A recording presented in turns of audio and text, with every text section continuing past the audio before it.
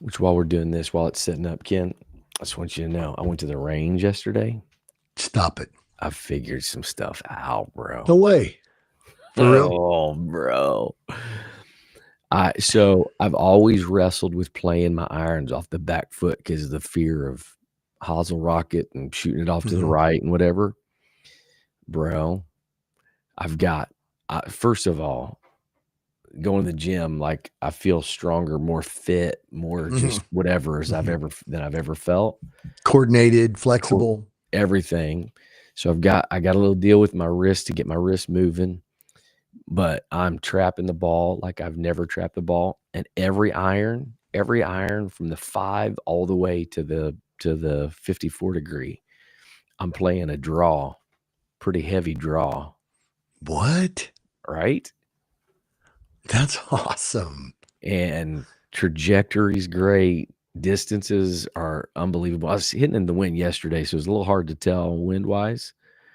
Um, but yeah, man, I'm ready to get out That now. is Feel good awesome. about it. Man, I mean, yeah, being able to pinch the ball like that, covering it, that's Makes all the difference in the covering the world. ball it's the difference. It really is. I mean, that's the kind of contact. There was I saw a deal the other day and it was saying go check your irons and see where your wear spots are. Mhm. And it showed the wear spot of a tour pro. Okay. Well, they weren't saying like here's this like this size of a quarter. Yeah. Just this, have you seen that before? Like where you get a iron Mhm. and there's just like a quarter right there. Right. It wasn't saying that it of it being all over the club face. Okay. It showed the difference between the spot of a tour pro and it showed the spot of like I think it was like a 8 handicap or something like that. So like somebody that's playing like or like a 7 handicap like under 80, Yeah. regularly playing under 80. Yeah. And here's what's weird. If you took say let's say like the size of a nickel. Okay. If the center of the size of a nickel on a tour pro, Yeah. if you look at it, it hits the first, second, and third groove. Right.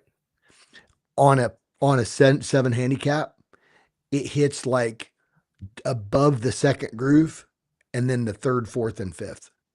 Really Mm-hmm. interesting.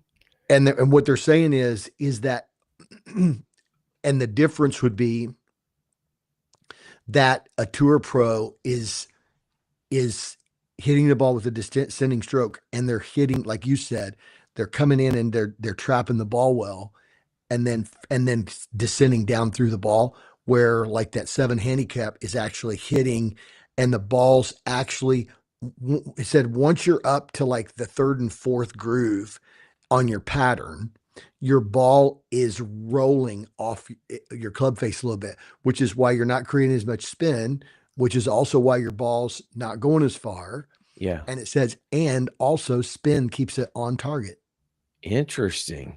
So they were saying so like you just take the strike just 2 grooves up, Yeah. and a tour pro is going to hit the ball. This was crazy. So they were saying like they were using a 7 iron as an example, and it said the average tour pro hits a 7 iron about 178 yards.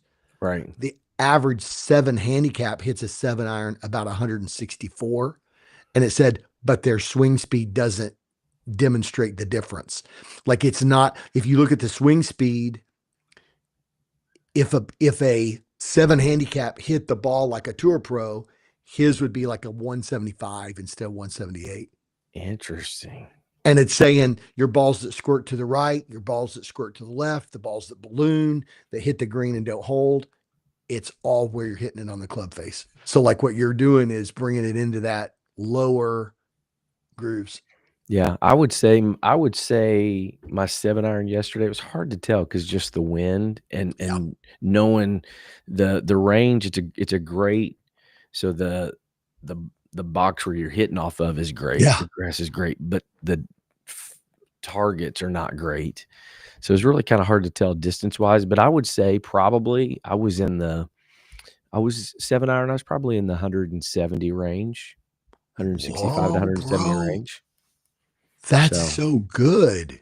so the hard part was yesterday, like the difference between my 8 iron and 9 iron was Um, like I was hitting my 9 iron 150 ish, and my 8 iron, somewhere in that ballpark. Like you know what I'm saying? Again, the targets weren't real great, so I couldn't really tell totally, but it looked like it was like pretty similar. So just trying to figure out uh, distances and all that kind of stuff now. But as far as striking the ball, it's the best, and confidence. Like I know I know the swing, I know what it feels like, I know what I need to do. So feel good about I that. had I had a shot last week, and I was filling in for a guy Thursday night.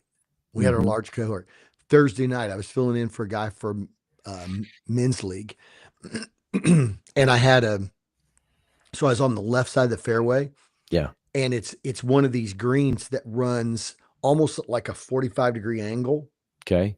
So you could be 100. So like it was showing me like the front of the green, I was like 130, Yeah. and the back of the green was like 170. Oh my. Like it was that, and it was like so if you're coming down, it's almost like the fairway comes out to the right and then kind of comes back. And so it's a weird deal because there's a bunker that runs the whole length of it. Well, if you hit a drive to the right, you can be coming from the angle that any of your distances are like with the shape of the green. But if you hit one to the left, you're going over sand and everything is just like you're Right. just got these real thin margins is I think that's the point I make it. Right. And so I was 142. I was 142 and I was in the first cut of rough. So, and it was a little damp. And so I was thinking like, I might get a little bit of a flyer here. So I thought, you know what I'm going to do? I'm going to go to the right Yeah. because I was 142. My pitching wedge normally 135. So I'm going to go to the right to where I know I'm going to get to the green if I hit at 135. But I did get a little bit of a flyer and it went long, but I really trapped it good. It comes out to the right and draws back. When it hits the ground, when it hits the green, Yeah. instead of spinning straight back, it hit and took one hop and spun left and went back over toward the hole. Nice. It was the weirdest deal. Nice. You gotta love that. Gotta love when that happens. So, all right, you want to give us we've got two meteorologists chiming in today. We got a report from Xenia, and we got a Ah, report from our chief meteorologist, Ken that's Bastarky. right. Well, our chief meteorologist, Ken Pistarky, is checking in today with cloudy 54 degrees with a high of 66 in Northeast Ohio. And our weather specialist, Robert Jason Chefs, checking in with from Xenia, Ohio. Rain, 52 degrees in Xenia. Thank you for those weather reports. It keeps all of our fans up to date about where Today, we're at. up to date for sure, for sure. It's a cold one out there. No golfing today. Rain is coming, so we're not going to hit 66 in Northwest Ohio today. So yeah, Mm. gotta love that. Gotta love that. All right, Ken, you ready to go? It's 10:27. We've had our golf update, which we didn't talk about Scotty. Mm. Um, so golf update, weather update. Anything else we need to update before we go live, or should we just do it on the actual live recording? I think I think Scotty deserves a 3-2-1 and Yeah, part of our promo. let's do it. Let's do it. All right, here we go. 3, 2, 1. Hello, everybody, and welcome to the Mobilized Church Podcast. This is Chris Dillingham, alongside my big brother Ken Dillingham Jr. the third. He's headphoneless today. He's gone Damn. with the AirPods. We've over the course of the last few weeks, we've had we're not old men, but we've had some tech issues, but we figured it out. And so he's going with the AirPods today. So a new look. So I may have to try that next week because I don't know, I just feel a little weird being a guy wearing big old wonky headphones. But here we are today, Ken. Looking forward to a great show, and excited to get in the conversation today. We got some cool stuff going on. We were mentioning just before we came on live here. We got to give a little PGA Championship update, bro. We've talked a little That's golf so true. on the pre-show, but how about that? How about that Scotty Scheffler performance? Looked like he was dead in the water, and then, bro. He didn't have his stuff, Doc. What happened to John Rahm? Oh, you talk about epic choke job. John Rahm poo-pooed his diaper. He did, bro. And what was crazy was like a couple of the shots that he had weren't even hard shots that he just totally failed on. Now, Live Golf has a new like goat under the field or something. Something's going on. They've got some something, but no, man, Scheffler, like he clearly doesn't have his stuff. Like he's pulling the ball left. Yeah.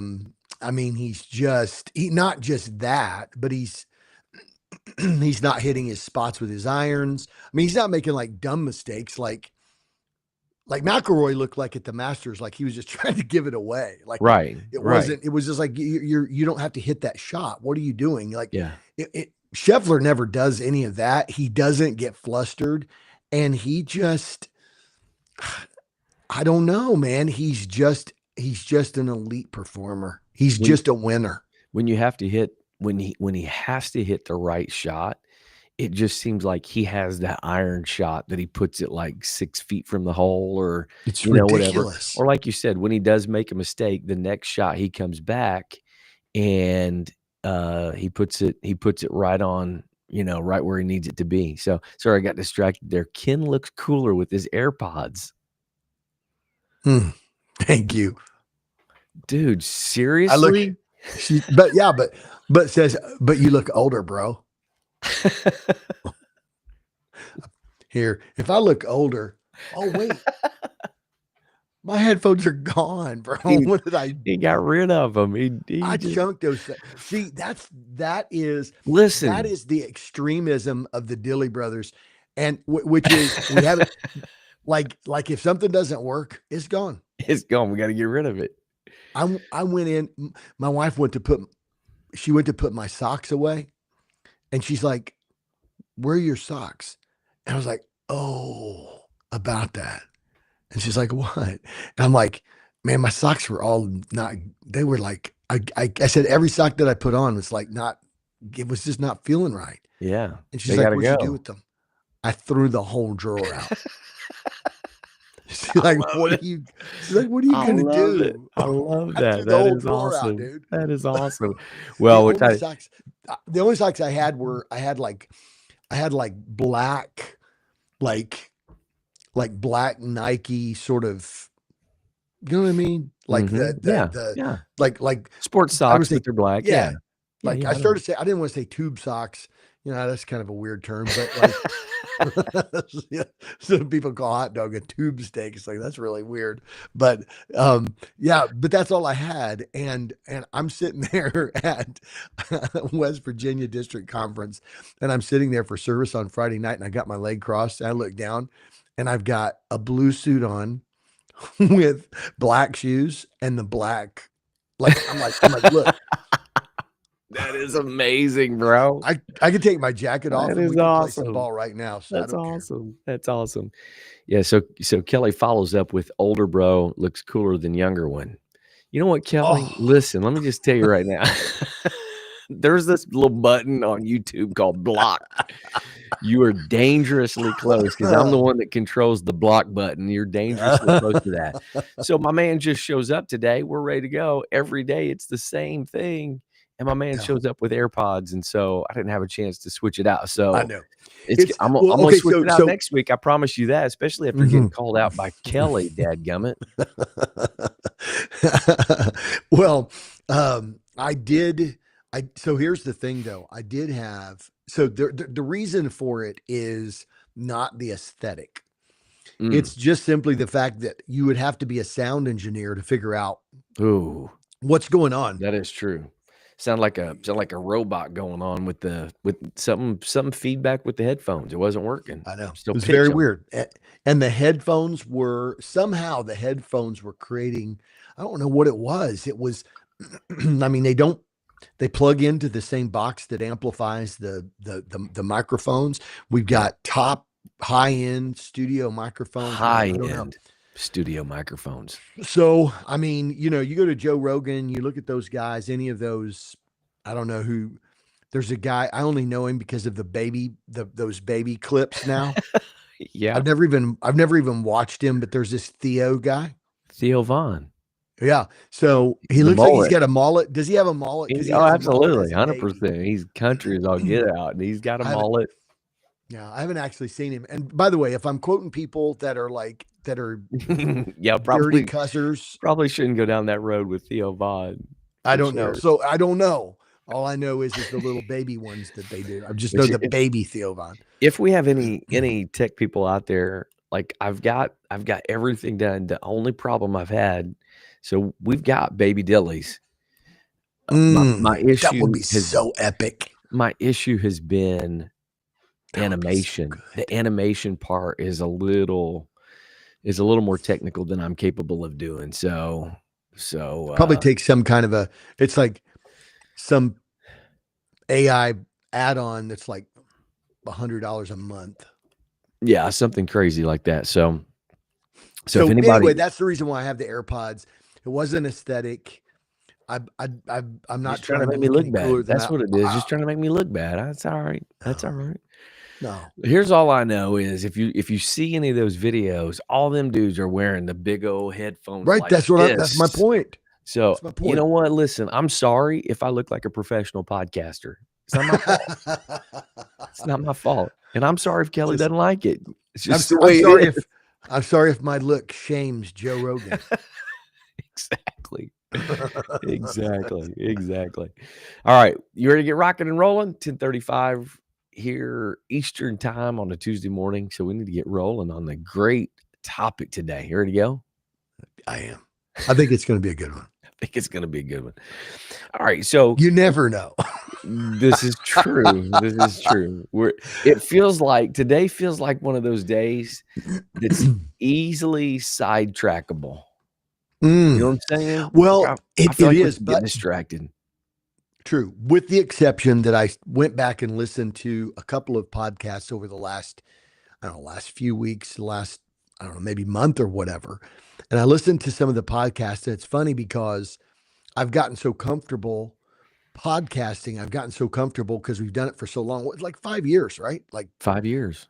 5 It's actually years. 5 years, like maybe I this couldn't week remember when we or a couple actually weeks. started it. I can find out. COVID year, but I couldn't remember the month. So it's like 2020, then whenever. July was So we're coming up on it. our first release. Yeah. So, dude, we need to have a 5-year anniversary Big guests party. every week of Yeah. the 5 years. We need to have guests. So Let's anyway, do my it. thing is though, I went back and I've been listening and I realized that I've gotten so comfortable doing the podcast that I have a tendency Yeah. to sort of think live. Right. And so I'm thinking about the next thing that I'm going to say. And so it's so conversational to me. It's like I'm thinking of something and I'm trying to think of how to put it in words. And we're not just talking about, a lot of times we're not just talking about like, do you would you prefer a tomahawk ribeye or a porterhouse steak? Yeah. I mean, we could talk like fluently with that kind of a deal, but man, we're talking about sometimes some pretty deep theological concepts or whatever. And I'm wanting to say the right thing the right way because I understand that there theological implications, and I know there's an audience and so on. And I went back and I listened in the last 3 or 4 weeks. I'm noticing that like there's some moments where I'll say something and then I'll stop and I'll say, well, no, actually, I don't. Well, here's the deal. I'm thinking like I sound like Dan Greider here a minute. I love you, Dan. I love you, I Dan. love Dan Greider. God bless Dan Greider. Maybe we'll have Dan on for our 5-year anniversary. That would be that'd be a good cool. one. We That'd be do a good need to one. have Dan The on for our people, 5. the people love Dan Greider. He is one of the He's absolute best. There's nobody better than Dan he's a Greider. cool dude, man. He's a We cool love Dan. dude. Other than the fact he's a Headphones. I don't Kentucky care if you gave fan. him.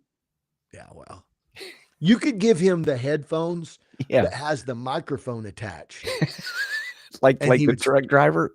he would still be a cool dude. The truck driver headphone set. The Absolutely. Bluebird, like the Bluebird headphone that only has the Yeah, one thing one here, and side. it's all got only one ear deal. And Yeah, for the guy with one ear. All right, so bro, literally just about. Bro, I thought you were gonna say in my head it was for the guy who has everything. And you threw me such a curveball right there, Doc.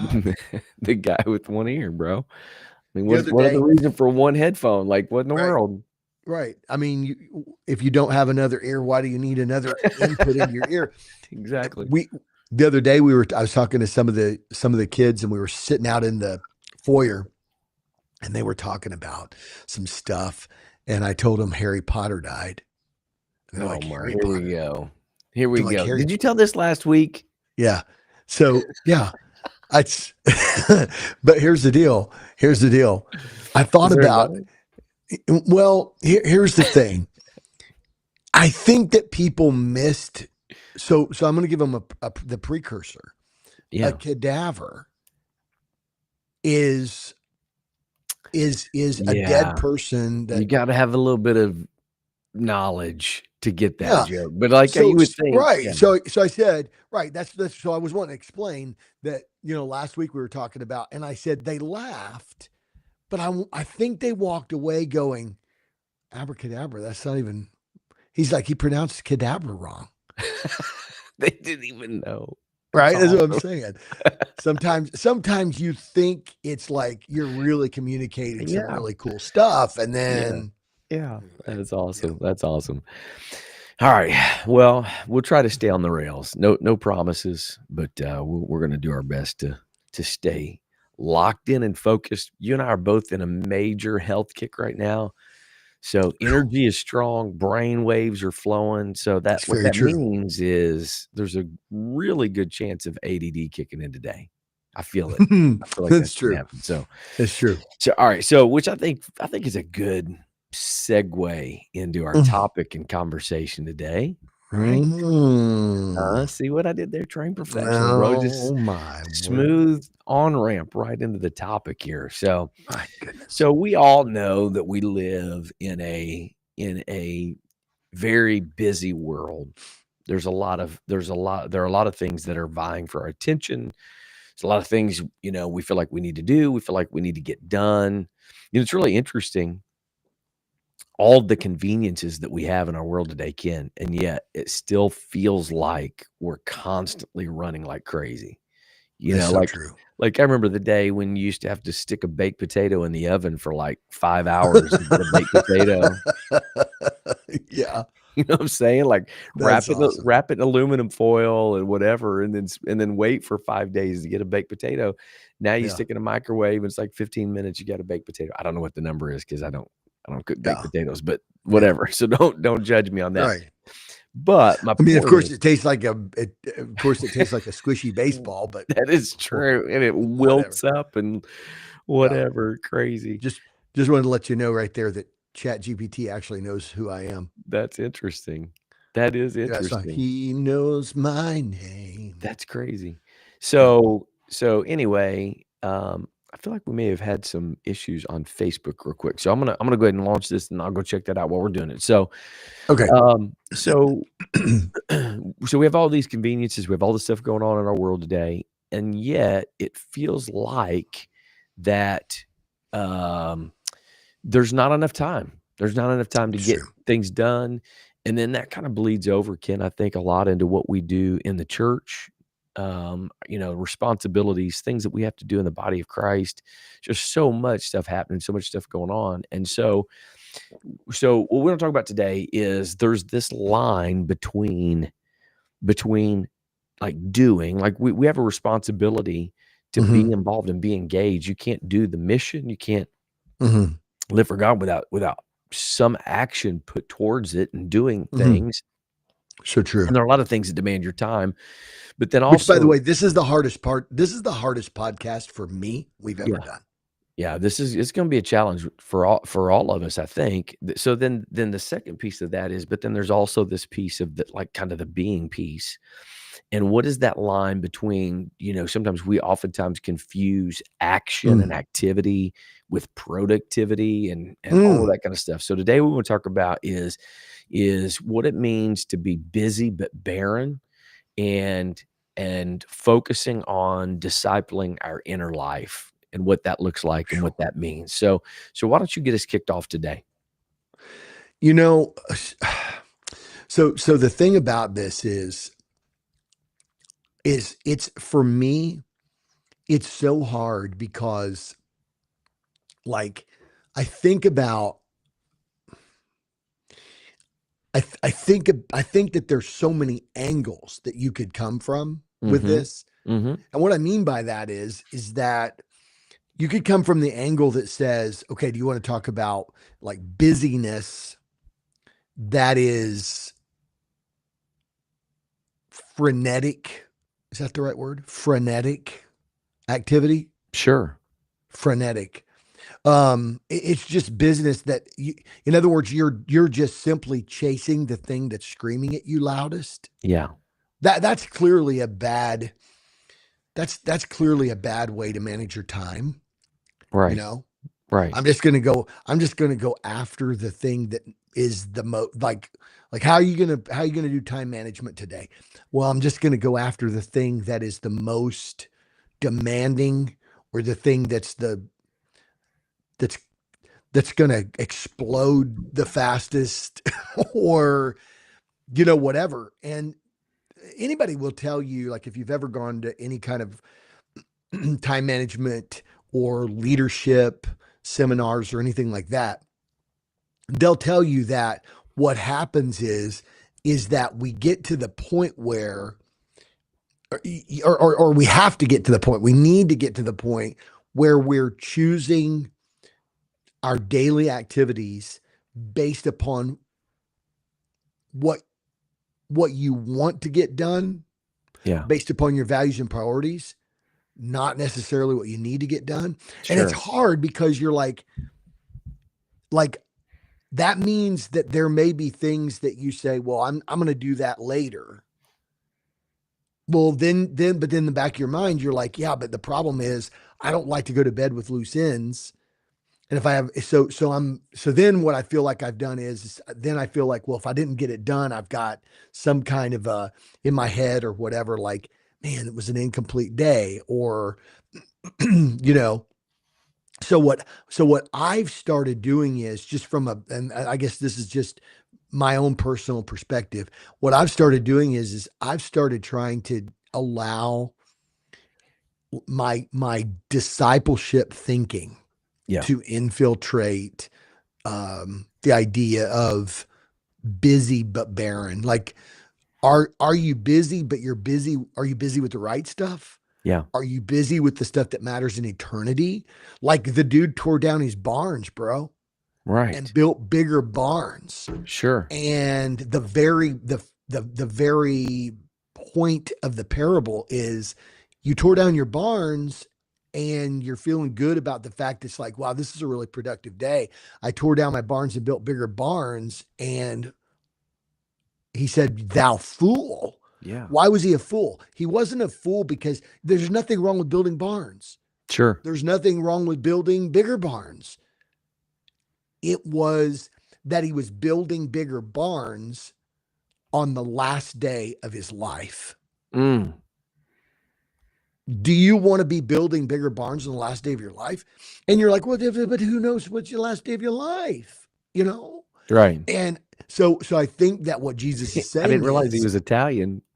I had spaghetti for supper. I don't know.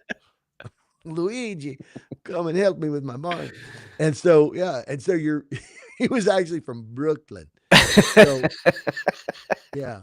It's a Hey, little known Tony. fact about the guy in scripture. It's Hey, terrible. hey, Tony, I Tony, finished my barn what you today. doing? So, but no, like he's doing something. He's doing something, man. He was getting stuff done, right? Yeah, But he said, this day, your soul is required of you. And so, and so he was busy and probably by every standard was considered productive and successful, but he wasn't working on the right thing at the right time. absolutely.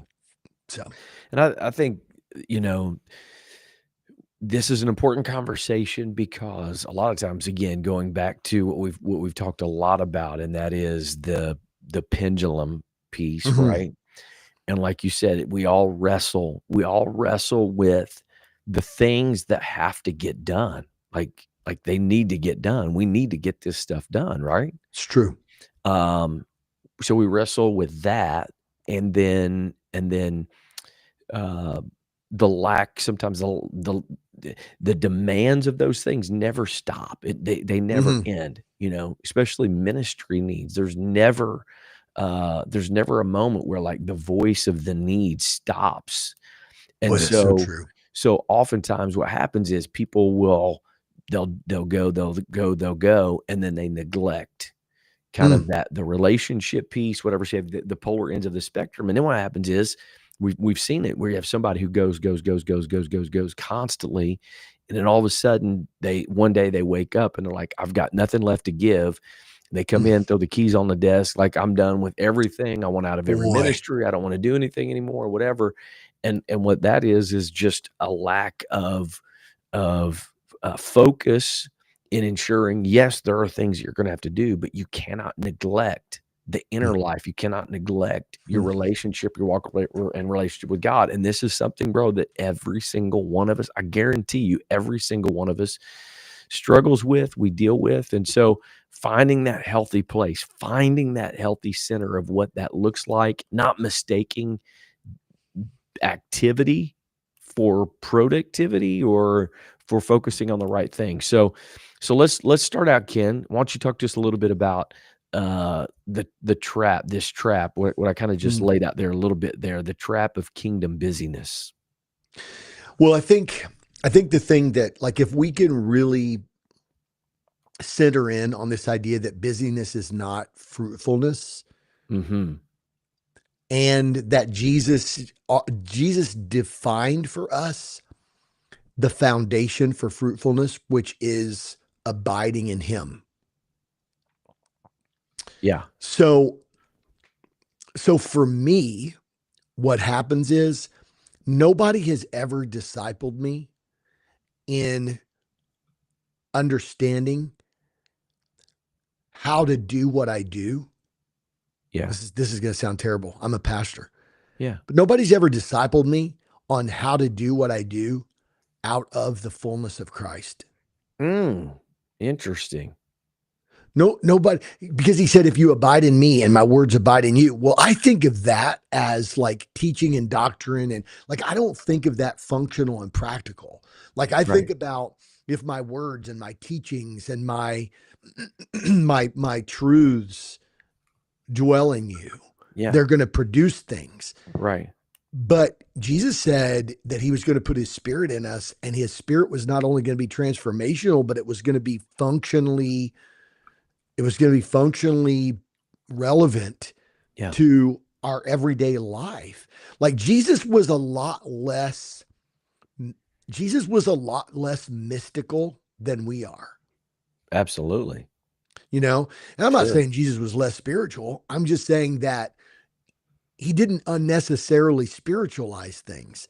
He Yeah. says, come unto me, all you who are weary and heavy laden, and I will give you rest. He was talking about just real life.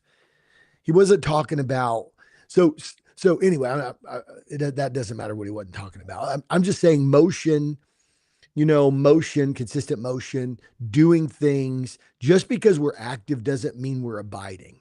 Right. And so the inner life has to be tended, not just the outer schedule. Like, so my problem is what sometimes I try to do is to say, well, so what I'm going to do, like I started earlier, is time management stuff. Sure. It's the thing, like I'm gonna make sure that I manage the time, and I'm gonna manage it well so that I do the best things in the day, which there's no problem in that. I'm just saying that the inner life has to be tended, not just the schedule. Yeah. And so for me, the question is, if Jesus says, if you abide in me and my words abide in you. So if my life flows out of abiding in Christ, then how does the demands that are put on me through the day Yeah. come from abiding in Christ? Because the reality is there are things, there are, and the fact that, like, as a pastor, okay, I think there was a day that there wasn't an expectation of immediate accessibility. Sure. I think there was a day where the understanding was, look, if I've got a real problem and I've got a situation, I can either call the church, leave a message, call the secretary, she'll get over to the pastor, he'll get a hold of me, whatever. But because we have texting and people have your phone, and so Sure. they can text you whenever. And I know I have people from the church that I pastor that listen to the podcast. And I'm not asking you not to text me. I'm No. just simply saying we have an expectation of immediate access. Yeah. And it's almost like there has to be like a redefining of the rules, because how do you, like, there were times where Jesus just walked away. Yeah. So I don't know. I think that's the thing, like we're talking about kingdom stuff. Like, I think if we could really get it wrapped around our head, that the greatest threat to our lives may not be failure. Yeah. It might not, like, we're afraid to fail, but the question is it possible that the greatest threat is to succeed but shrivel? Mm. Mm. Interesting. Well, you bring up a good point. I want to, if you don't mind, I want to kind of circle back just a little bit to what you talked about with the accessibility thing, the texting thing, and all of that. Mm-hmm. I do think that a lot of our feeling overwhelmed, Mm-hmm. and just whatever, just feeling like overly busy and whatever. I think we all need to admit the addiction of the phone, right? Mm-hmm. The addiction that we have of constantly scrolling, looking for new information. It used to be you waited until, you know, Dan Rather showed up on the 6 o'clock news to tell Mm-hmm. you what was going on in the world today. Yes. And local news has become, I mean, all news, really, news stations, whatever, have really become obsolete because from Twitter in real time, like a police chase, Yes. a Right. police chase in, Carlsbad. All of a sudden, Who cares? it's right, but it's on Twitter all the time, and so Yeah. it comes up, and it feels like there's this constant stuff going. And I mean, of course, I'm not a scientist, but like we all know what that does to your mind, to your brain. You go to bed and you're scrolling when you go to bed, and then you wake up and got the whole screen light, all that kind of stuff, how it affects you. I think there's a lot more of I think that plays into, Ken, a lot more of us feeling like there's never a time to slow down and time to stop, even more than like the demands that are out there. I think we use Mhm. that. I think what happens is, I'll just speak for myself sometimes.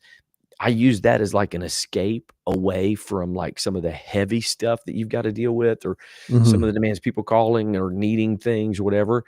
And so you'll use that as kind of an escape away. And what you don't realize is you're not replenishing your energy and your strength and your ability to do all those kinds of things. And I'm not saying that you need to get off social media. I'm not saying No, any of that, but what I am saying is right. finding that healthy balance versus getting bitter and saying, you know, a friend of mine always used to make this statement. He said, you know, it's funny because people will go to an altar and lift their hands up and ask the Lord to be used, and then in 6 months will walk away bitter because they feel like they've been used, right? And I think sometimes that can happen, is where you feel like, man, I've done all this work. Where's the appreciation? Where's all and whatever? And I think a lot of it is just we haven't done the things that help us to care for the inner life that allows us to do that. And one of the things that we know is, in our culture in particular, again, we're not advocating. This is the balance, right? You got to have balance in all these things. We're not advocating for idle whatever, for just sitting around being idle, but we have worn exhaustion and busyness as a badge of honor, Bro, right? that's dumb, isn't it? That's, man, that dude, he's really doing something. Look how busy, look what he's, whatever. And again, we mentioned Dan Greider earlier. Like, bro, Dan talked a lot about this, the rhythm of life, and how you just don't see Jesus living that way. You know, one of the most frustrating statements that people make to me. What's that? I know you're busy. Bro, I know you're busy, but Well, and even the idea of I know you're busy, yeah, or a really frustrating statement was, well, I didn't tell you. Like, well, how am I supposed to know? I've really been hitting this lately. I've been hitting this lately that there's you have a responsibility. yeah, I've been on this tirade of, like I was saying, like sometimes we over spiritualize things. It's like, well, if Pastor, I just figured if Pastor needed to know, the Lord would show him. I'm like, that's not even biblical. right. Like, Not even biblical. no, that's not even biblical. It's not even, not only that, not only is it not biblical, it's not practical. There's Right. no way that that could happen. No way. God is not going to overwhelm his leader. Let's say the pastor pastors 300 people. There has to be, out of 300 people, there has to be at any given time. I mean, let's just take a 5% ratio. There's got to be 15, like 5 to 10%. Like, there's got to be 15 to 30 people at any given time who have something that really needs prayed for, some big deal, whatever. Yeah. And God's not going to overwhelm the pastor by putting 30 things through the day. Right. You got to realize if we've got, say 15, let's say 15 waking hours. I mean, I know it's more than that, but it fits 15 and 30 well. If we got, I mean, who's getting 9 hours of sleep? But I'm just saying, if you have 15 waking hours, if there are, listen, think about this. If there are 30 people in a 300 member church and the Lord is sharing with the shepherd all the things that need to be known, that's one thing every 30 minutes. Yeah. On a 15-hour day. And it's just not even, it doesn't even make sense. So I think this idea of saying, there's a responsibility. The reason why I bring that up is I'm saying there's a responsibility on both ends. There's a responsibility from leaders to not try to portray an image of productivity through a life of busyness. Yeah. So good. That's really good. Don't use an excuse of saying, leaders, don't use an excuse of saying, hey, I'm sorry I'm getting back with you late. I've had a crazy day, blah, blah, blah. Don't use that excuse, because you know why? Because you're cultivating people saying, I know you're busy, but. It's true. On the people. Guilty as charged. Right. On the people. So me too. That's what I'm saying. Like, that's why I can say it with conviction, because I'm guilty of it as anybody.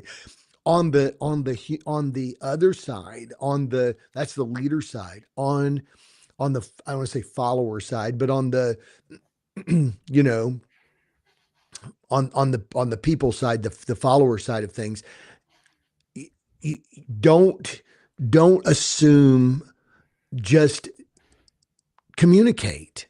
Hmm. Don't expect an immediate response. Don't expect, especially if you're saying, "Hey, I just found out that so and so, is needing help, whatever."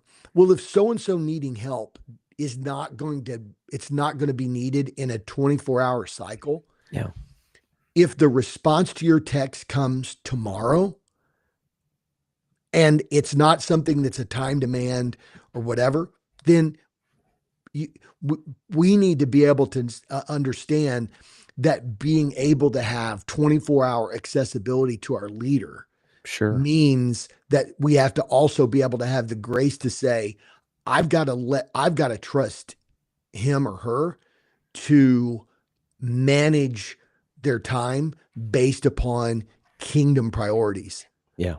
not what's most important to me. That I love the statement. I saw this the other day on a t-shirt. I know it's an old statement, but it said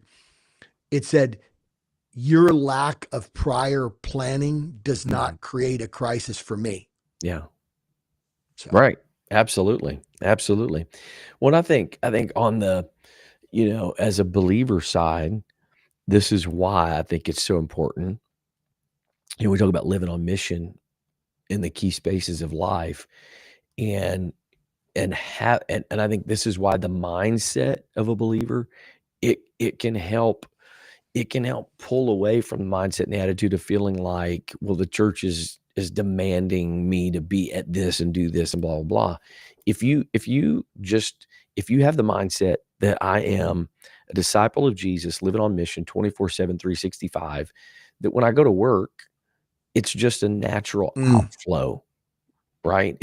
great point. It doesn't feel like that I'm doing something extra. If your only place of mission is you're going and working 50 hours a week, by the time you've got driving and, whatever, most people are working 50 hours a week, or inaccessible 50 hours a week.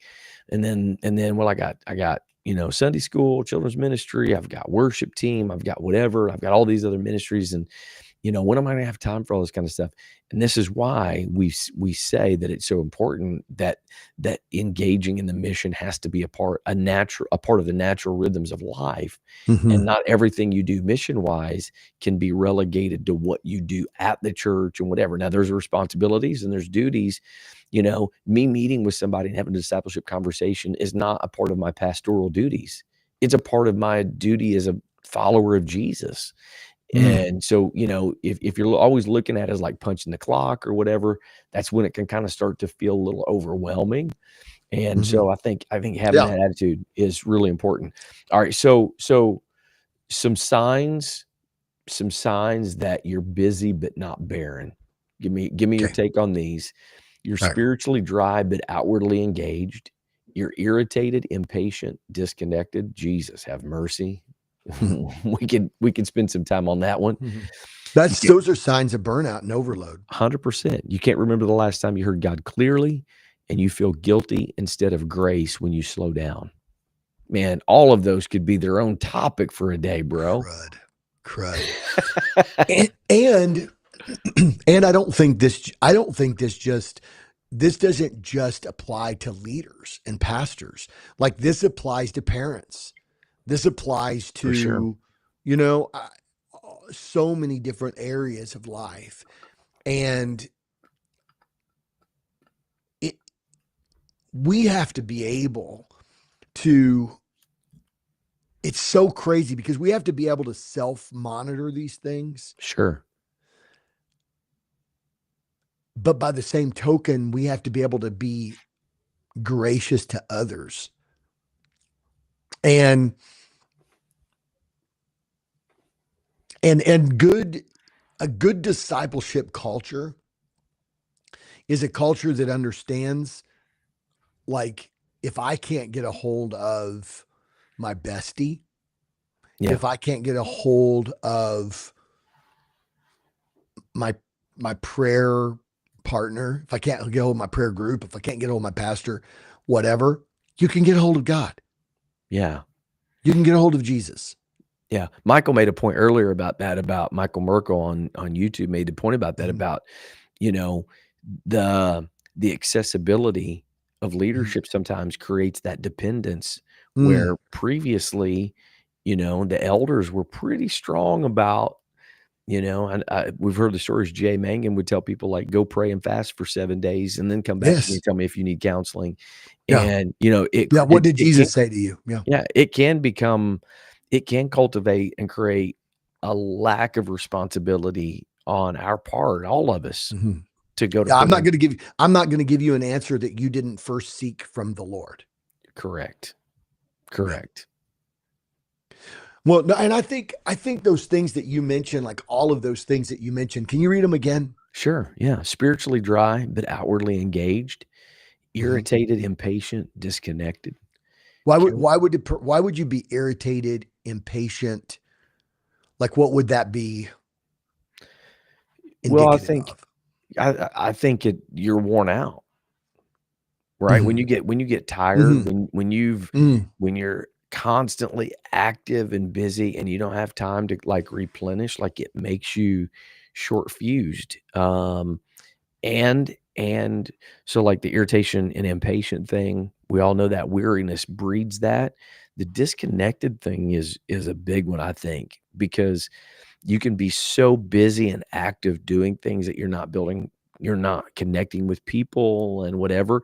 And then Mhm. particularly for people, Ken, that are, I say, I don't want to I don't want to get in the conversation of, like, introverts and extroverts, but people that are less people oriented, and where Mhm. engaging with people is more Mhm. taxing on them. Yeah, they When wear out faster in social settings. when you get, overly busy, isolation becomes a big Mm. thing, and isolation is a dangerous so Mhm. there can be obviously good Mhm. isolation, or not Mhm. isolation, but good time of Mhm. separation. Jesus Mhm. demonstrated this and showed us that. We need that time where we can separate, particularly people that are drained by social interaction. You need that. But what can happen is there can be an unhealthy, Mhm. um, desire or whatever Mhm. to be isolated, That would be disconnection. and dysfunction always Yeah. happens in isolation, right, exactly. Isolation. Yeah. You want to disconnect. You don't want to like Jesus didn't disconnect. He just connected to something Yeah, that was, you understand what I'm better, saying? something better, right, right, Yeah. He didn't right. disconnect from people. He just drew away. Yeah, yeah, and Um, then the last one was guilty. You feel guilty when you slow down. mhm. You know, it's interesting to me as you think as you mention those things because I think about like an example of that would be if like you've had, let's say for example, you've had a crazy day and you've got like two meetings after church, which is never wise. Um, Never wise. I mean, sometimes it's only good just because of the fact that it helps. It actually is the most economical thing for time, Mhm. but it's rarely wise to meet, you know, Yeah, somebody after church and have a meeting unless it's just a real issue. But you go you come to church and it's not that you were busy. yeah, It's not that you're like, oh, I'm so busy. I'm talking about, you've had a full day. yeah, sure. So you come on a Wednesday night, it's 7 o'clock. You've already had a full day. Yeah, And then you're going to open up your heart and you're going to teach. And there's a level of drainingness that I think people don't really understand fully of just, of getting up and giving a 40-minute Bible study or preaching or whatever. And then, oh Lord, I've got two meetings after, sure, after this. sure. And, and about that time that you're like, hey, I've got a couple of meetings.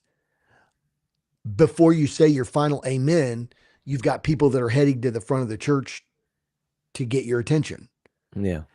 And your first thought can be, for God's sake, right? And that is a sign that Yeah. you're maybe you're overloaded or whatever. And it's not their fault. Yeah.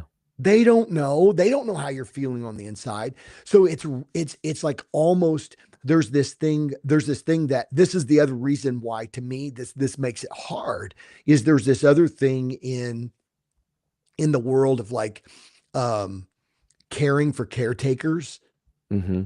right? Caring for caretakers is understanding that there's this, like, for example, nurses and doctors and, therapists and social workers and people that like are constantly helping people navigate real life problems, medical, relational, etc., is a thing called compassion fatigue. Sure. Absolutely.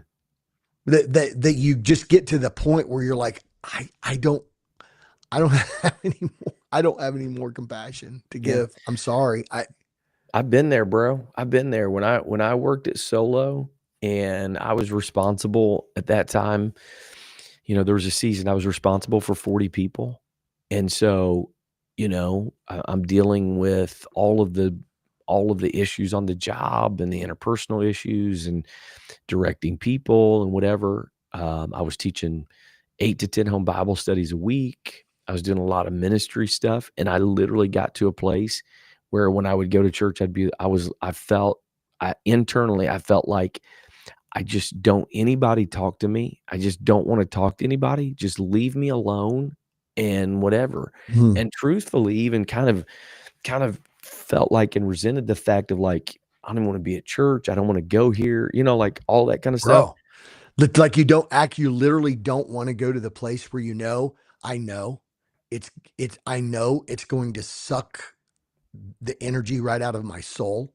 Right. And you're And like, God, that's not probably very good. it's probably not very good. And it's not and the thing is, and then they're, like this is why discipleship's so important of being self-aware, because you have to be self-aware enough to recognize, okay, those are Mm, signs. Those are signs and very indicative true. of things that it's not the church's fault. It's not the church putting more stuff on me. Yeah. It's not People aren't God's the fault. problem. People aren't the problem. It's I've neglected replenishing my strength and my energy and doing the things that Mhm. I need to do. And can I just make a statement, Ken? I know we've got some tips and practical steps on how to address this, but can I just mention one thing? And Mhm. I might get in trouble for this.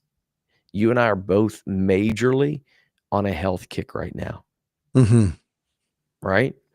Mhm. And trying to do some things for us to get healthy and whatever. Mhm. We've I done think some serious big time. Chris and I both done we've and our wives have done some major testing, like over 100 biomarkers for like some, like stuff that would show like cancer and heart disease and all of that, and saying, you know what? We want to be here for our families and we want to be here for our churches and we want to be here for each other. And so, yeah. yeah. And we at 52 and 56, we're not looking to find the fountain of youth, but No. we also want to be as productive as we possibly can be for as long as God has for us to be here. So we're doing some Mhm. of those kinds of things. And the reality is there were some things in our lifestyle that was producing the emotions and the feelings Mm. and some of that kind Mhm. of stuff that was reducing energy, it was reducing strength, Mm.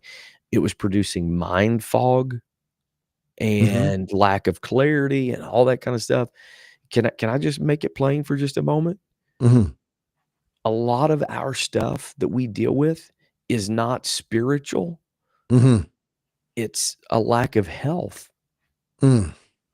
And we can try to make it spiritual and we can try to blame a devil on it, but the reality is it might be all the sugar we're consuming and all the Mm. and it's producing things in us that are making us feel a certain way, and it's some of those habits, this like social media stuff and all those kinds of things. Like we have to be aware all of those things are contributors Hmm. to our overall mental, we say mental, and I'm not talking about just like mental health, but our overall wholeness and wellness. God Mhm. wants us to be strong in our mind. He wants us to be strong in our Mhm. heart and healthy in all those places. And those things are things that come against us. But if we're not self-aware, what we'll do is we'll try to find a target and Mhm. blame this. Mhm. It's It's this because of, ministry's fault. It's the church's fault. It's God doing this or whatever.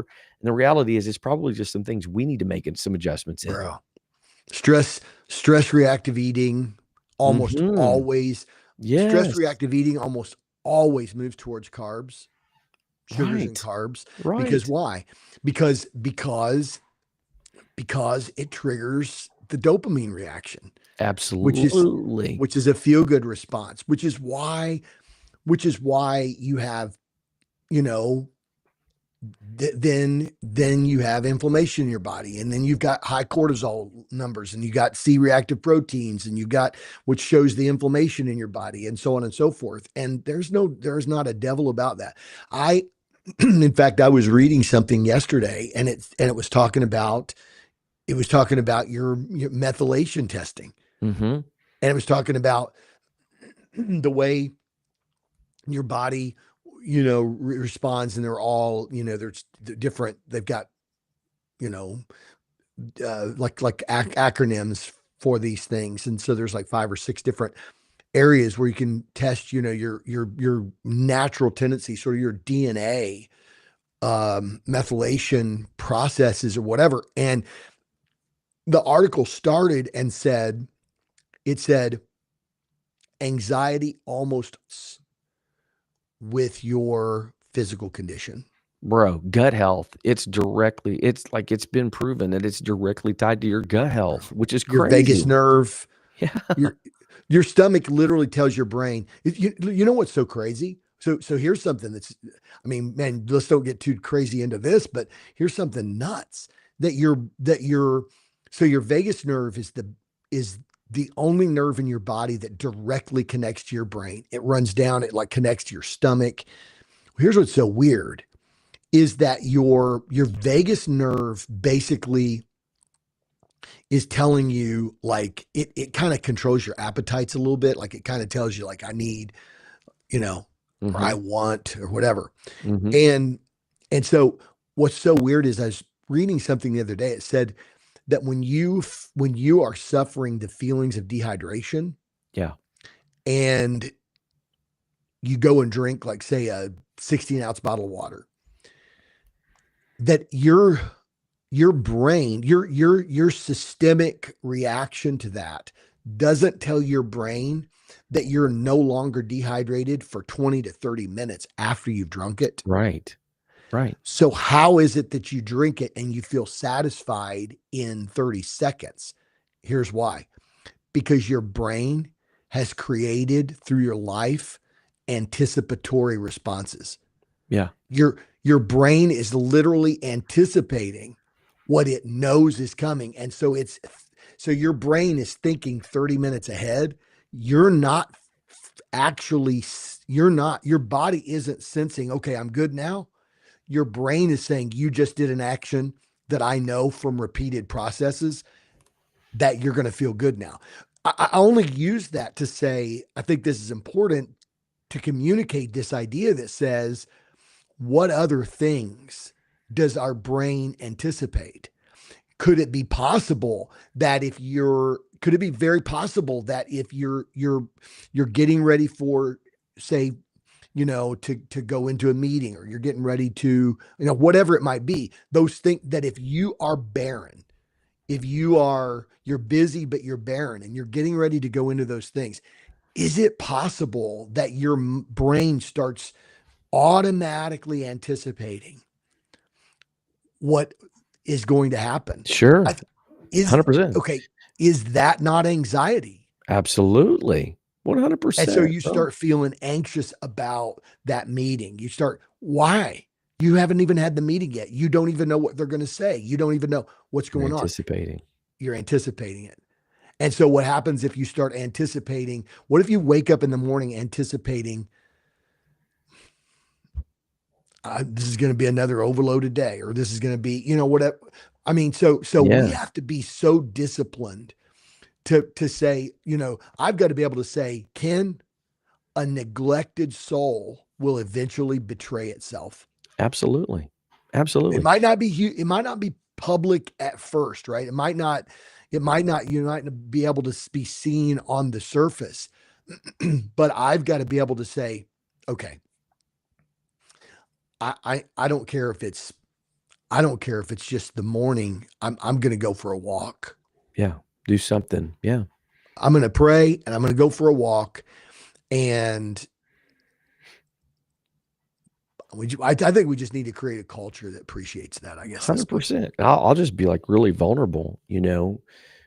So parents divorced when we were young. I went to live with mom, and a good portion of my upbringing, was like doing without, like single mom. She didn't have a lot. Um, and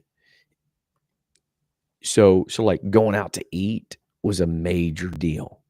Hmm. I remember when we lived in that trailer in Odin, Hmm. Hmm. and over by the Stevensons, right? Hmm. And I remember Hmm. mom, she worked at Beacon's truck line. Hmm. And I remember, man, when she'd get paid on Friday, it was a big thing. Like once a month, we would get Long John Silver's, right? Right. A bucket of crumbs and all the things, whatever. Right. So here's the deal: what fires together wires together. So Hmm. something created in me, like that's a sense of pleasure of to Mm. be able to have something like that. So what I started finding was when I was feeling overloaded, it was a Mhm. it going to going to Chick-fil-A and sitting in Chick-fil-A brought a feeling of pleasure, not because of Hmm. anything else. But the Hmm. reality is it's not like the food choices I was making was not healthy and whatever. And I Hmm. think I think this is where we have to become self-aware that a lot of the things that we think are bringing us peace Hmm. and comfort are Wow. actually producing detrimental things that are going the opposite direction. And Jared Young makes a great point. He talks about Hmm. like when you don't feel like going to the gym, but you're glad that you go anyway, or same with feeling drained after school or work, and you just don't have the capacity to go to service people around, and you go anyway, and you always feel glad that you did.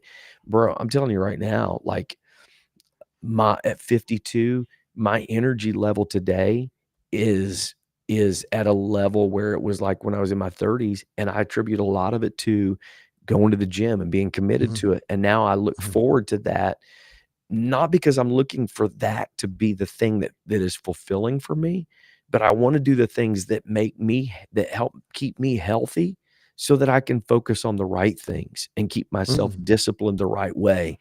And I think if we're all being honest, a big part of feeling burnout or feeling overloaded, busy and barren, is because what you just said, it's a lack of discipline on the right things. Hmm. And your body will scream for the wrong things. That's the S- freaky thing. Isn't that crazy? Your body will scream at you for the wrong things. you know. It's so crazy how that happens. And So my questions. yeah, So for our listeners, here's a couple of questions I would ask yeah. for our listeners. So like, you know, are you confusing spiritual activity for spiritual intimacy, Mm, or or are you trading? Maybe you're not confusing it. Maybe you're like, you know, are you in a situation right now where you're having a hard time figuring out, well, if I don't keep this pace up, stuff doesn't get done, sure. right? Absolutely. Do you have Right, someone right, right. in A your mom, a life? mom of toddlers. Yes. Like a mama toddlers might be thinking, what am I supposed to do? Like there's dirty clothes everywhere. There's food. I've got to keep them fed. I've got to put them down. Like there's no time for that. So it's a great point. Yeah. And like going back even in this, so like do you have somebody who's able to help you identify that? And do you have someone that recharges your soul? Do you Mhm. have someone that or say recharges your batteries. I don't want anybody to get theologically like, well, I don't think you can recharge your soul. Okay, recharge your batteries, whatever. Yeah. But like, do you have someone like that? Is there a person? Is there an activity? I think because I think the thing about like people talking about going to church demonstrates sometimes the shallowness of relationships. I think the thing about like you were talking about earlier about people about you saying, I didn't want anybody to talk to me. Yeah. The reason I think the reason for that is sometimes because of the fact that I don't care if you're an extrovert or an introvert, consistent, repeated, shallow interactions drain you. Sure. I don't care. I don't care. Sure. You could say, a person could be the biggest extrovert on the planet. I promise you, repeated surface, shallow, just, somebody come along saying, hey, got this, got that, we did whatever. And it's not that the information's bad. It's just that the setting and the context of that kind of information would probably require like, let's sit down and talk about that. Yeah. And you probably wouldn't be drained if you could stop and say, well, I got 5 people to talk to, so I got to just hit it like rapid fire. Yeah. And it's surface and it's shallow and it's just, whatever. When the reality is, man, wouldn't it be so much better if we had 10 minutes just to sit down? And by the way, and had a mutual respect of each other's 10 minutes. Sure. Not pushing it Sure. to like, I'm telling you right now, I believe that one of the greatest demonstrations of respect is respecting someone's time. Yeah. I think that sometimes when we're like, like it's like when we're doing coaching Yeah. and we get to, when we get to like, if the meeting's an hour and it's going over, I like the fact that we're saying, and by the way, I think also we try, like when we're doing coaching, we try to make sure that we don't let somebody take the first 30 minutes of the coaching session and we've got 3 other guys now that's got to get in the last 30 minutes. Yeah. And we've kind of robbed their time. And so it's actually being respectful Yeah. to stop someone and saying, like I've done this before, right? In Sure. our coaching, Sure. I've stopped someone and saying, hey, listen, I don't think this is relevant for everybody here. This is something very specific to you. It's important, but I'm going to stop you right here. And if you'd like to have a personal, like a 30-minute, let's do that. But what you're talking about really doesn't have a lot of relevance for anybody else. It's extremely specific to your situation. So Yeah. let's actually, like what that is that's not only respectful of those other people, it's respectful of that person.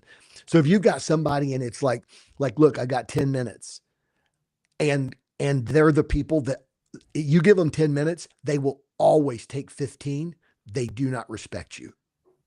Chewy. They want what they want, period. It's true. It's like a girl who goes on a date and she goes on a date with a guy that can't keep his hands off of her. It's like, well, he just loves me and wants me. No, he's proving to you he doesn't respect you. You need to bail on that situation as fast as you can. You need to, or you need to draw a line in the sand and say, let me tell you something right now. Okay. This relationship will not go any farther if you can't respect me any more than that. Because if you don't respect boundaries today, you're definitely not going to respect them when we get married. Man, that's so And good. and I'm just saying, like, those kinds of things Yeah. actually just it digs a deep hole, but it allows for something to be deeper. Man, it's so good. That's so good. Our friend of the show, our brother Chad Douglas, says Gary Smalley called ministry the tyranny of the unfinished. There will always be more that needs done. Even enough will never be enough. which is why intimacy with Jesus, intimacy with family, rest, and health must be prioritized. Satisfaction won't come from more ministry. That's so true. So good.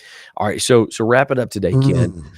Let's give some practical steps, Let's do it. and we've kind of talked in. I think we've added some things here that are not on our list that I think are important, and I think that's the effects of an unhealthy lifestyle, unhealthy diet, lack of exercise, lack of discipline in general, like all of that kind of stuff is really important. Lack of respect and those kinds of things you just talked about, like all of that kind of stuff. So I'm going to mention 5 things, and then I'm going to let you just take it and kind of finish it off and wrap it up here. So some practical action steps to ensure that there is that replenishment, that recharging that happens in your life, so that you're not just constantly active and produce barrenness in your life. Step 1, do an inner life audit. Am I what are the rhythms of my life?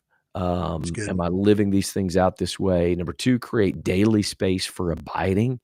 We've talked about abiding, which is a huge piece. Number 3, embrace a slowed down spirituality. The hard part about these, Ken, just hate to interject myself, but like, bro, as I'm reading these, like, everything is so contradictory to our culture. Yeah. I'm like, It's physician, so heal thyself, right? it's so contradictory. So embrace a slowed down spirituality, rebuild your rule of life, meaning what is your rhythm of life?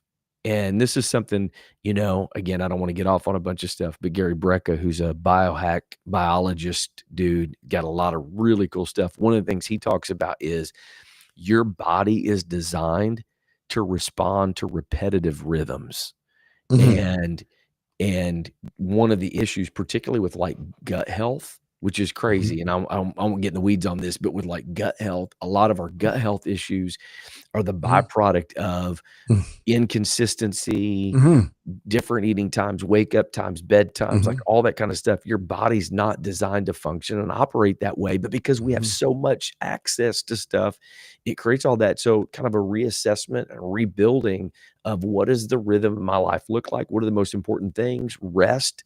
That's one of the things, Ken, we haven't really talked about, but like particularly in ministry, it was a thing to kind of like, pop your suspenders a little bit. Was, I don't need much rest. I can go on 4 hours of sleep. I can go on 4 hours of sleep. Well, you know what? Good for you, because like you're not designed to be that way. Actually, science is proving that eventually that will catch up on you. It absolutely will. No matter what, Like, it'll catch up on you. I only need 4 hours. I only need 5 hours of sleep. No, you've learned to get by with it, but you need more. Yep. It's Yeah. And the last one real quick, Oh, invite accountability for your inner life is the last one, which is what you were talking about earlier. So sorry. So what I'll do is rather than comment on all those, because I just want those to stand alone. Those are all good, right? Audit your schedule. Yeah. Audit your schedule. Make sure that you've got good, strong spiritual practices. Make sure that create a culture and understanding. Like, just be able to say it. Be able to say, it's not that I'm busy. It's that, it's like, well, I know you're really busy. No. It's not about that. It's not about me being really busy. That's not the point. Yeah. The point is, I've got to manage my busyness in a way that is most effective. Sure. So it's not about being busy. It's not about that. It's about managing my time and my resources for his use. The Bible, look, the apostles chose the deacons to 7 men who were filled with the Holy Ghost, filled with wisdom, and had a good report among the people. Sure. And those men were chosen. Why? That we might put them over this work, for it's not right that we should go away from the preaching and teaching of the word and wait on tables. They weren't saying that waiting on tables was lesser importance. It was simply saying it would it would inhibit us Yeah. from doing what only we can do. And so I think that, man, that single stack pastoral style, that siloed pastoral style. I told somebody the other day said something about, I was telling the church, somebody said, well, I could prove right now that churches of 2000 and mega churches and whatever aren't biblical. How can any pastor know all 2000 people? Yeah. And I'm like, whoa, time out. You are proving that you don't understand the biblical model of what a church should be and what a pastor should do. Right. The Right. pastor is not the chief primary disciple maker for all 2000 people. Sure. You're actually identifying that you want, it's like, a pastor can only effectively pastor 150 people at a time. No, Right. not Right. true. Right. Not true. Anyway, that's a whole different show. Holy cow. Boy, we'll get into, Going but down all okay. the realm. So let me just stop with this. I think about a farmer. Farmers have a lot of work to do. Mm-hmm. And when I think about, like, well, why are farmers not freaked out? Why are farmers sort of like, I don't know, emotionally stable? Why are Right. farmers why are farmers healthy? Why are farmers not frantically running around? I think because a few reasons. They've gotten peace with the seasons. Mm-hmm. They've developed peace with the seasons. They they operate a lot, or traditionally, I don't know about. I'm Yeah, talking like about traditional old style farmers, right. agrarian. Like now I know there's commercial Not corporate farming and farming. it Right. ruins everything, right? Like I Yeah. told my wife the other day, I said, I'm with my age, I'm becoming a liberal. I used to think that like just all out capitalism fixed everything. And Yeah. then I'm like, I realize, except that when you start thinking about the fact that these big pharma companies actually take their CEOs and pay the FDA to get their CEO on the FDA board so that they can approve. Anyway, so Here we yeah, go. but but here's the thing though, farmers, they have mutuality with their work. They have mutuality with their work. Yeah. Chris, do you know what that means? That means that they're working on milking the cow, but in the process, the cow's responding by giving them milk. Mm-hmm. They're going to get they're going to the, to the chickens, but they're getting eggs. Yeah. They're planting seed, but it's going to produce a harvest. There's a mutuality with everything that they do. In kingdom work, the mutuality is relationships. Mm-hmm. It's not transactional function. Yeah. And I was telling That's a Stephanie the other great day, point. That's a great point. Because if I isn't don't that want to buy, weird? I don't want to get over that too fast because if it is all viewed around an expected return that is not kingdom oriented, not the real, you know what I'm saying? Like for example, church growth. Mm-hmm. If everything is oriented around that, it doesn't happen that way all the time. Right. Paul And you said to the church, fulfill me my joy. yeah. Yeah. He tells the church there, Yeah. there needs to be a mutual thing that's going on here. Right. I'm going to give you something, but you need to give me something in return.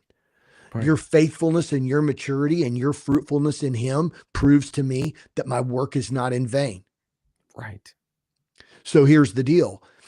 So if you're pouring into someone and pouring into someone and pouring into someone, should there not be an expectation that there should be some form of mutuality? Sure. Are you growing? Are you becoming increasingly fruitful? That's why Jesus produced the principle of more time with less people produces greater results. Why? Because because the more people you're engaged with, the less amount of depth you can have and the less amount of mutuality you can have. And if you're not in those mutual environments, this is the thing, Chris, we were just talking about, Stephanie and I were just talking about like Coshocton. And we were talking about like, it's not an amazing town. It's dying in many ways, as far as, you know, but we were just talking about why does it feel so refreshing? Why does it feel like in some ways it feels more home to me than Centralia? In some ways it feels more home to me than Dayton, Interesting. Coshocton. Yeah. And I think that the reason is I told her, I said, because it was where we started our married life. It was the place that we always went back to when we were evangelizing.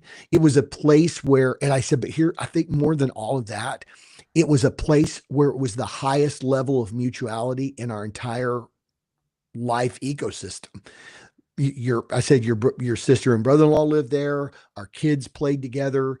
Your mom and dad, we all lived within a block of each other. There was, your mom and dad had the pool. There was always a cookout. It was always, it was, I said, it wasn't, I said, it's not that a place feels like home or it doesn't or whatever.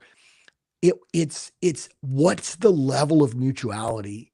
What's the level of relationship and connection?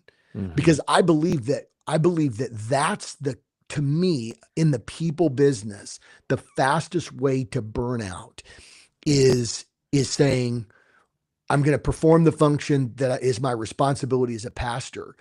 Okay, but here's my question. Think about what is your mutual responsibility to each other. Mm-hmm.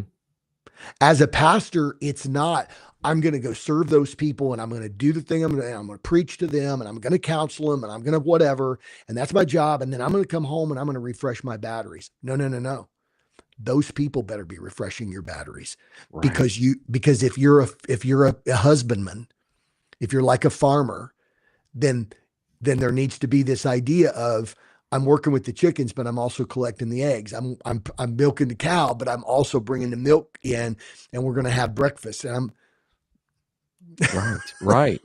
I mean, It's am so I good. right or am I right? I don't know. So good. No, it's good. It's good. It puts everything in the right perspective. And I think that's really what the whole conversation is about today, right? Is about putting things in the right perspective, putting things in the right place. Definitely needed. So I know we went a little bit long today, but this is a topic, bro, like this, I don't want to overstate it, but the reality is there are more people wrestling with this than we care to admit. And Stupid. you see somebody, it's huge. You see somebody who wakes up one day and they're just done. And you're like, where in the world did this come from? It's this. Or they have a heart attack. Somebody has a heart attack, or, they fall into, this is oversimplification. So don't make me caveat everything, but, somebody falls into depression and you're like, where did that come from? Mm-hmm. Well, or falls into secret sin. All right. Like all of they these go things, to, they this go to is so pornography. critical. They go to pornography to escape and get and The you're like, dopamine hit. Yes. And you know what? And we need to be, as a people, we need to be able to have this conversation that it's not just, well, if you just had stronger moral composition. No, And we need to be able to talk to people and say, be careful, because you're on a track. Yeah. You're either going to go home and eat a quart of ice cream. Yeah. Or you're going to do something, because your body's going to scream at you and say, I'm not feeling very good right now. Yeah. I deserve this. Mm-hmm. The moment you say I deserve this, you're toast. Your host. It's absolutely over. When you start saying that, that. And I think for us, like in relationships, as disciple makers, we need to be aware of this in people, that we don't just chase fruit, that we get to the root of it. Because you can see somebody and you can, like you said, you can try to, cut off, unhealthy eating, or tell somebody, hey, you need to stop pornography because it's sinful. But if you don't deal with this other stuff, then Hmm. there's going to be that craving. Like you said, your body's going to scream at you, your soul. Like, I'm not talking like your kingdom soul. I'm talking about like within you, something deep within you. Yes. Like it's missing, something's missing. I need something fulfilling now, because what I'm doing is just out. It's giving out, giving out, giving out, giving out. And there's nothing in return. And we've got to be skilled at being able to help people address this and identify Which, this. by the way, to hit to that point, just go study the word sarkikos. Yeah. Yeah. Go study the word carnal. Mm-hmm. Sarx, the root word is sarx, S-A-R-X, it's flesh. Sarkikos literally means to lean into the flesh, to Yeah. go to the flesh, to depend. So carnality is simply going to the flesh for answers. That's why the Bible says the carnal mind is not subject to the law of God, neither indeed can be. Why? Because the carnal mind always goes to the flesh for answers, and God is a spirit. And the natural man receiveth not the things of the spirit, for they are foolishness to him. And so this isn't something that's like, it's like, oh, this just sounds like, spiritual therapy. No, this actually sounds like the entirety of the Bible. That Mm-hmm. when we lost our connection and relationship with God, when we became disconnected and spiritually dead from God, what did we do? Human soul, the needs of the human turned to the Leaned flesh. in. Yeah. And now I'm looking to the flesh for answers. So that's why people get involved with drugs. This is why people get involved with immoral relationships. This is why people work their rear end off to prove that they have value. Right. And the things of the flesh are always short-term satisfaction with long-term damage, right? On the back end of it, you eat that bag of potato chips, you're going to feel like junk. You cave into the craving of pornography, you're going to feel guilt and shame. You start an inappropriate relationship, you're going to feel like a failure. Like on the back end of it, it only perpetuates those things. Emotional, like people talk Yes. about, well, we didn't have, we Yes. didn't have physical, it was just a texting, it was an emotional affair. Yeah. It's like, people are like, why would people get, why would somebody get, because you know why? Because either they're trying to find connection, or there's the thrill of, like, it's like, and Chris, it's here it is. You hit the nail on the head. It's Daffy Duck drinking the gasoline Mm-hmm. and doing the on stage. Daffy Duck drinks the gasoline and throws the match in, and he says, the only problem is there's no encore. Right. Drink the gas and throw the match in. There will be no encore. So good. So good. Man, it's a great conversation, and we would love to hear your feedback. I think this is such an important topic and discussion. So definitely check us out. Check out our social media, and tag in with us if you have a thought or an idea on this that maybe we could do to help people navigate through this and walk through this. So thank you for being a part of the conversation today. So many great comments and discussions. We did get the Facebook thing kind of finally figured out. It seemed like everybody dropped off for a minute and then jumped back on. So appreciate you being patient and being a part of that. So thanks for joining us today. We look forward to coming back to you next Tuesday around 10 o'clock.